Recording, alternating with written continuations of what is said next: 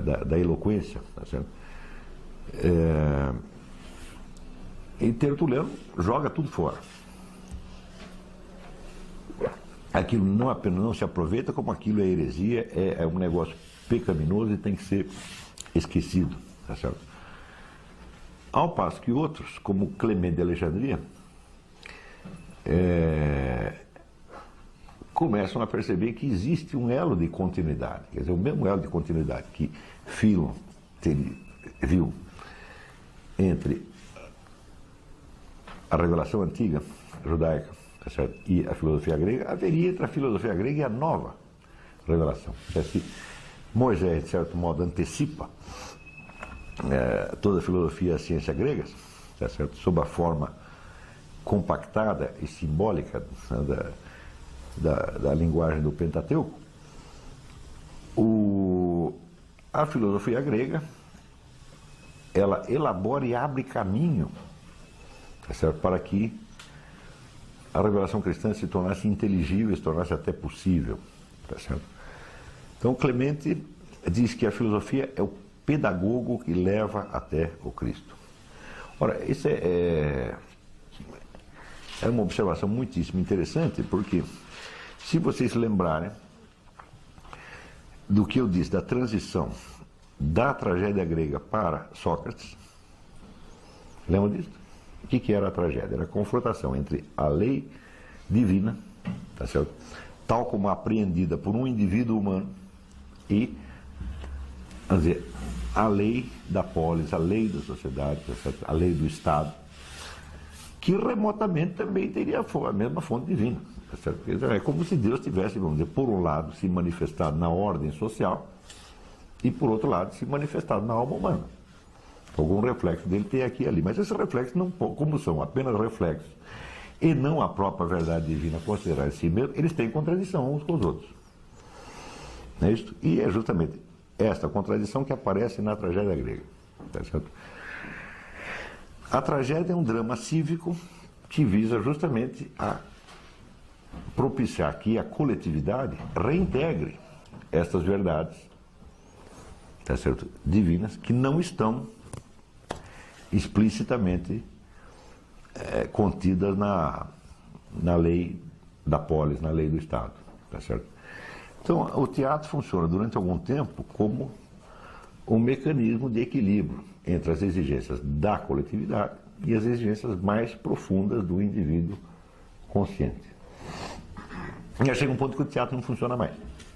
Quer dizer, o teatro não exerce mais aquela ação persuasiva, tá certo, e calmante que eleva a população a uma antevisão de uma sabedoria superior ao próprio discurso da comunidade. E nesse instante o que acontece? O teatro vira realidade. A vida de Sócrates é exatamente isso. Sócrates é condenado à morte, exatamente porque o que ele tinha aprendido da lei divina já era, como é que se diz, incompatível, já era inaceitável pela comunidade. Então a comunidade o sacrifica, tá certo? Só que ao longo de toda a vida de Sócrates, ele nunca se preocupou com isso, como é que ia morrer ou deixar de morrer, como é que o negócio ia terminar. Ele estava simplesmente, né, ensinando àqueles indivíduos algumas condições intelectuais para a investigação da verdade. Só isso era tudo o que ele estava fazendo. Mas com o cristianismo acontece uma coisa diferente. O mesmo drama, né, é vivido, tá certo? Só que num plano imensamente mais claro, mais explícito e mais luminoso. Primeiro, porque ele é anunciado de antemão.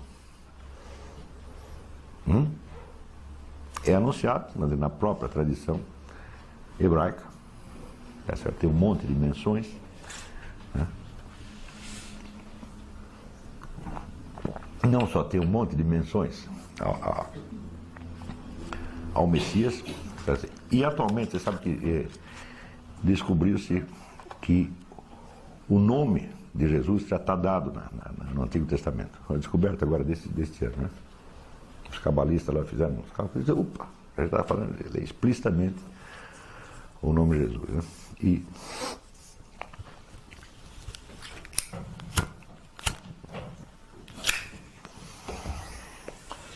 Quer dizer, o drama já é anunciado de antemão.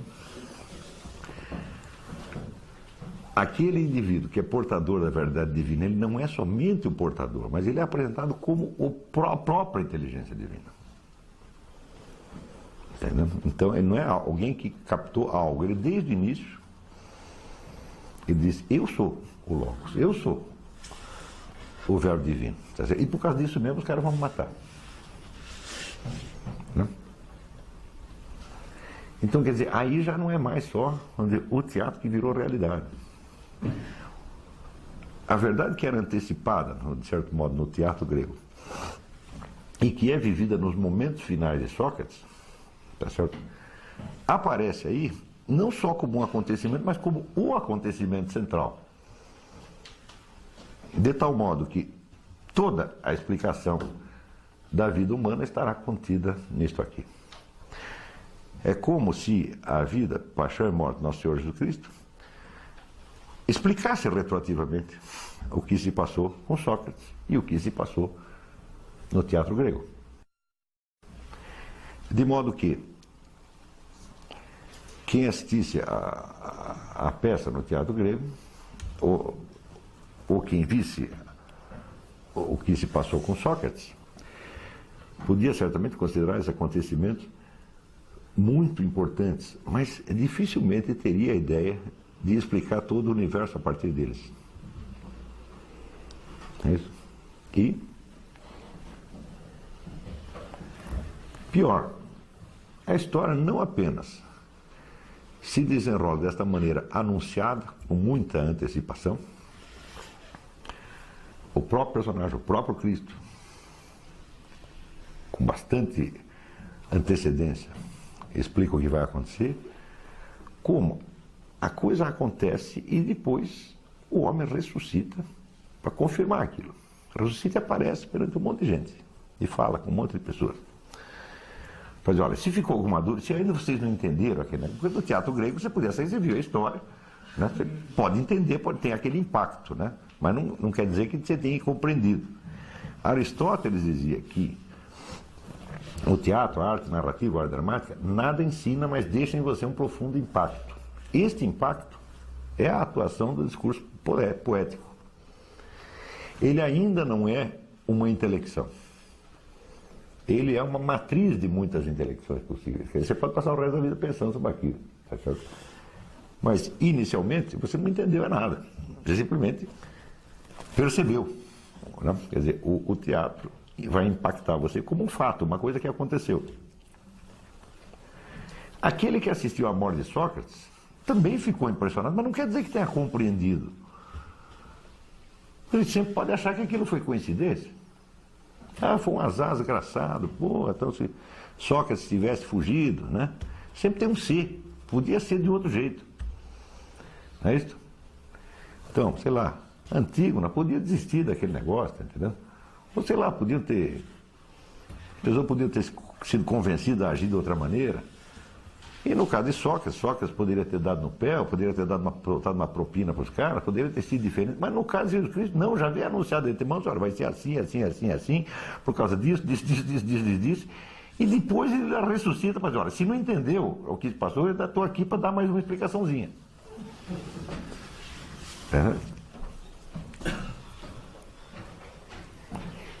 Isso quer dizer que este fenômeno do indivíduo humano, o indivíduo real, de carne e osso, tá certo?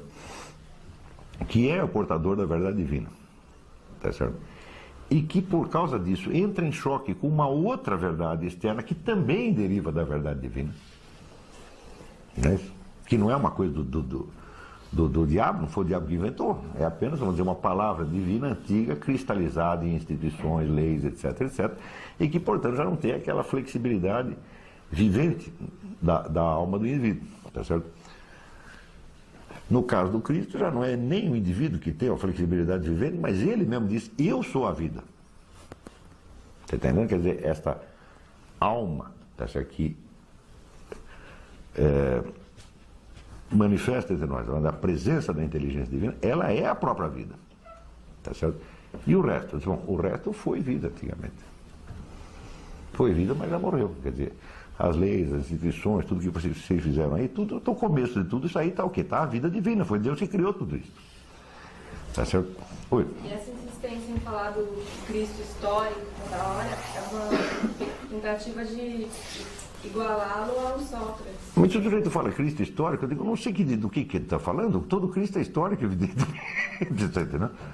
Ué, o que você lê no Evangelho? No Evangelho tem doutrina? Não tem doutrina alguma, tem uma narrativa. Não é isso? Esse Cristo que eu estou falando, o Cristo, o Logos vivente, esse é histórico. Agora, se você quer distinguir, tá certo, entre um negócio de um indivíduo chamado Cristo, um indivíduo qualquer chamado Cristo, e o Logos divino, então você que cortou a história em dois. Porque não é a história de um sujeito que foi crucificado. Crucificado tem um bando de gente. Não é assim. Não foi assim que aconteceu. É? Não tinha 2 ladrões que foram crucificados com ele? Por que o ladrão foi crucificado? Porque não conseguiu dar no pé em tempo. Não é isso? Agora, ele não. O cara já vinha anunciando. Diz, olha, está aqui anunciado na lei dos profetas, vai acontecer assim, assim. E não adianta vocês quererem me tirar da encrenca, porque... Isso é a história. Esta é a verdadeira história. Isso quer dizer que não é possível você separar o sentido do acontecimento, por um lado, da materialidade do acontecimento, por outro, porque essa materialidade é a materialidade do próprio sentido. O que aconteceu foi exatamente o que ele disse que ia acontecer. Você está entendendo? Então, você querer distinguir, tem um lado um Cristo de carne e osso, e por outro lado tem o Cristo da doutrina e tal. Fala, mas escuta, mas se fosse assim, a coisa não poderia ter acontecido. Você está entendendo? Teria que ser, vamos dizer, um tecido, teria que ser um milagre muito maior do que a ressurreição do nosso Senhor Jesus Cristo. Porque, olha, tem aqui um indivíduo que não está sabendo nada, é um cara como qualquer um idiota, como qualquer um de nós, né? E foi crucificado, né? E criaram um culto em torno dele. E por uma coincidência dos demônios, aconteceu tudo exatinho do jeito que estava nos profetas, que ele disse que ia acontecer. Foi coincidência. Eu digo, mas isso é mais fácil ressuscitar do que fazer isso aqui. Você está entendendo? Quer dizer que quando aparece um camarada dizendo, não, aqui nós vamos fazer o que? O Cristo histórico. O Cristo histórico com esta nuance, né? Separar o Cristo histórico, material, etc., do Cristo espiritual. Eu digo, mas isso só existe de separação, você dá na sua cabeça, pô. E o Cristo espiritual é objeto de fé, só. Também, não, ainda tem essa. Quer dizer, né, depois veio um.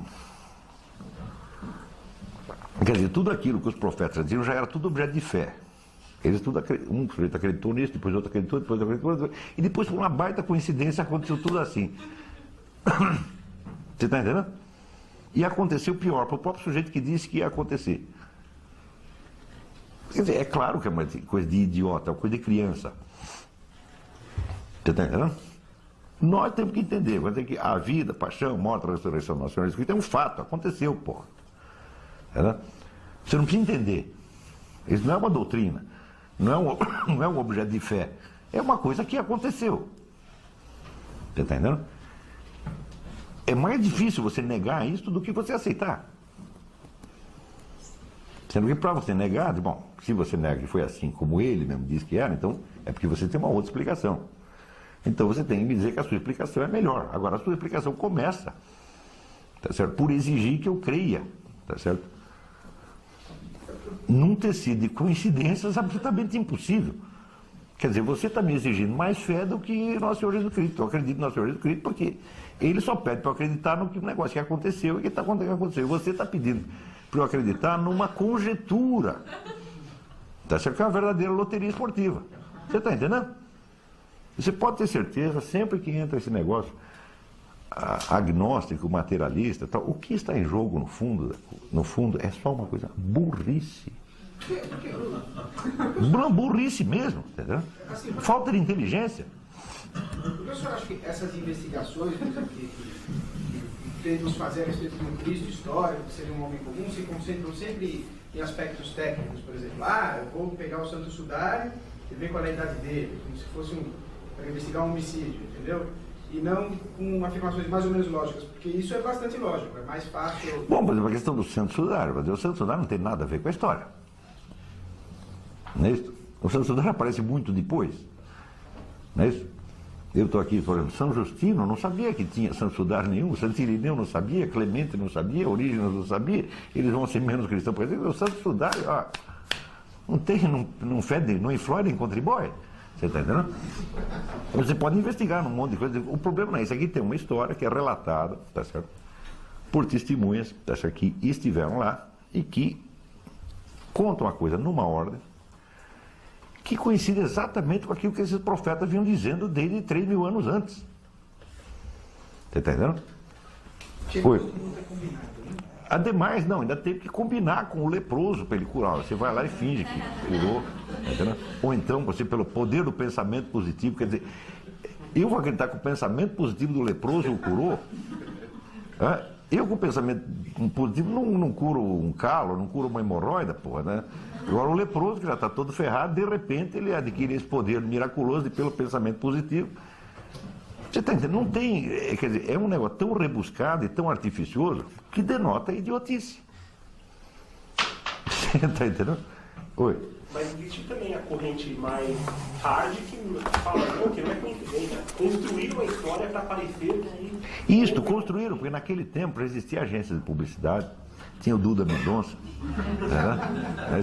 Eles forjaram provas pelo mundo inteiro. Ou seja, a técnica publicitária foi todinha inventada a partir do fim do século XIX. Não é isso? E mesmo assim, falhou. Tem um monte de campanha publicitária que falha. Você lança o produto vai para o brejo. Né? Eles querem nos fazer crer que antes disso, no tempo não tinha técnica publicitária nenhuma, tinha uma técnica publicitária implícita, inconsciente, tá certo? Que funcionava pra caramba e que criou, né, os profetas, os santos, etc, etc. Ora, você para acreditar nisso precisa ser muito pueril, muito infantil. É sempre a ideia de que a desconfiança é sinal de maturidade, a confiança é sinal de que você é um atrasado, um caipira. Eu digo, não, depende do tipo de desconfiança. Porque essa desconfiança que você está tendo, ela me exige uma confiança muito maior. Então, igual a mesma desconfiança que você tem de fatos até anteriores. Como é? Por exemplo, você tem fatos históricos descritos anteriormente que as pessoas confiam piamente como se aquilo fosse fato. Claro, claro. Quer dizer, você... Na verdade, essa desconfiança, essa suspicácia moderna perante os dados da revelação, ela é profundamente incrédula, porque ela exige você acreditar em muito mais coisa do que a revelação está te pedindo. Olha, a revelação está dizendo o seguinte: o homem era Deus, era o verbo de Deus, e aconteceu isso assim, assim, assim, assim, e curou o leproso, quem morreu ressuscitou. É só isso. Agora, os caras querem que eu acredite numa loteria esportiva, na existência de agências de publicidade, tá certo, etéreas, né, imateriais, que criaram tudo isso, né, mediante aqueles processos mediante o processo de violência simbólica do Pierre Bourdieu, imposição de discurso e não sei o que. Escuta, peraí, você vê, como é que o Papa fazia para impor um discurso? Você pensa que tinha a Rede Globo televisão, o Papa chegava lá e falava, 70% da audiência ouvia? Não, o Papa falava um negócio, para aquele negócio chegar nas igrejas, levava anos. Você está entendendo? Quer dizer, se o cara que está na igreja, digamos, sei lá, na Irlanda, durante a vida, depois que ele foi para a Irlanda, se ele 2 vezes na vida receber notícia do Vaticano, é muito. Você está entendendo? Então como é que podia haver violência simbólica aí? Então os caras estão pedindo, para não aceitar um dado miraculoso, pede que a gente aceite um universo inteiro de suposições miraculosas. Então, até por uma questão de preguiça, eu prefiro ficar com a revelação mesmo.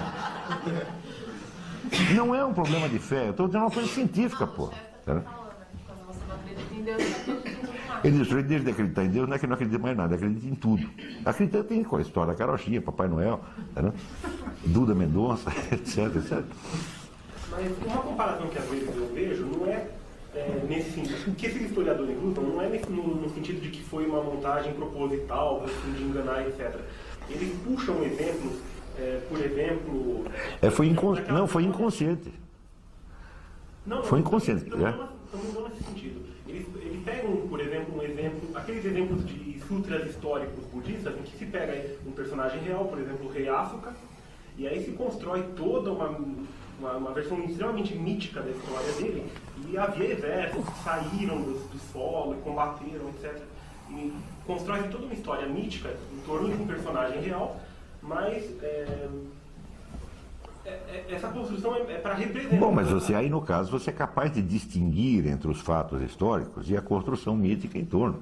Então, justamente o que... Mas acontece que ali não é isso que acontece. É o próprio Cristo que está dizendo, eu sou o verbo divino, eu vou morrer, eu vou ressuscitar. É ele mesmo que está dizendo na hora mesmo que a coisa acontece. Isso não foi acrescentado depois, nada foi acrescentado depois. Tudo o que se elabora, a partir de toda a elaboração doutrinal, é feita a partir desses primeiros testemunhos. E mais ainda, a quase totalidade dos testemunhos foi rejeitada por não estar muito consistente. Quando você ficou com 4 evangelhos, é porque dizer, esses 4 aqui estão confirmados, estão perfeitamente concordantes e não tem maluquice. Havia dezenas de evangelhos. Mas onde o camarada